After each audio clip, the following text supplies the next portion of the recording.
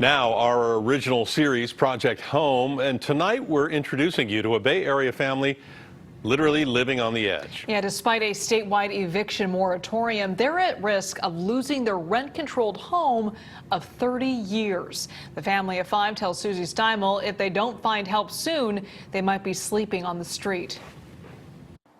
For the past 30 years, Jim Walker and his wife have lived in this modest home in San Jose. Back in May, in the midst of this pandemic, they received notice that their landlord wanted this family of five to move out.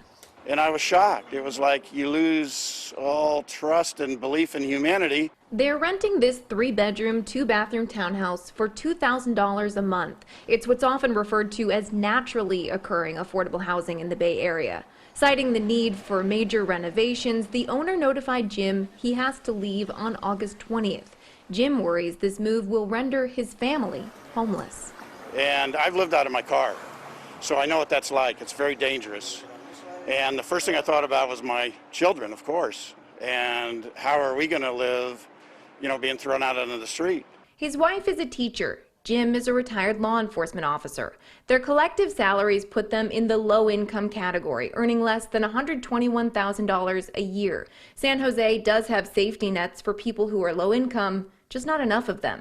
The Section 8 waitlist for housing assistance is closed, and the average wait for a housing voucher is 8 to 10 years. There really are significant protections that are available if people avail themselves to it. Jamin Chang is a senior attorney with Bay Area Legal Aid. She cautions tenants like Jim from leaving their homes too soon.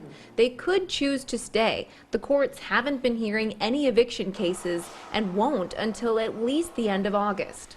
Our call volumes have really gone way up since the pandemic began.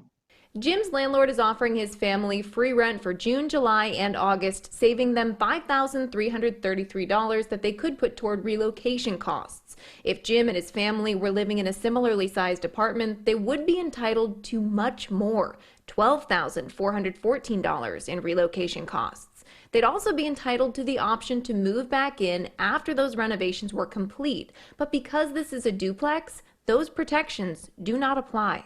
So I'd be willing to compromise and do anything to not be thrown out onto the street, yeah.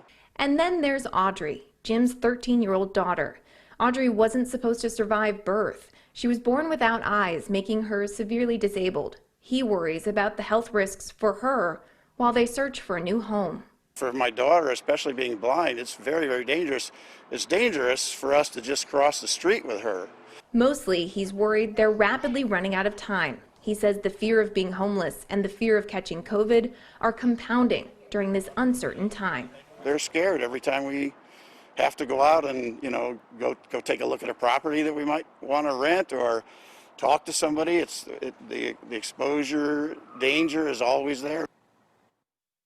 We did, of course, reach out to Jim's landlord to see if they wanted to comment for this story, and we have not heard back. Ken and Liz. But the anxiety for this poor family going through this, as you mentioned, compounded with COVID, is just overwhelming.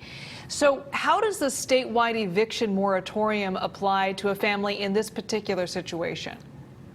Right. So as we mentioned, the courts are not hearing unlawful detainer cases right now, but all of this is so unprecedented. So in many cases, it really depends on who you might ask.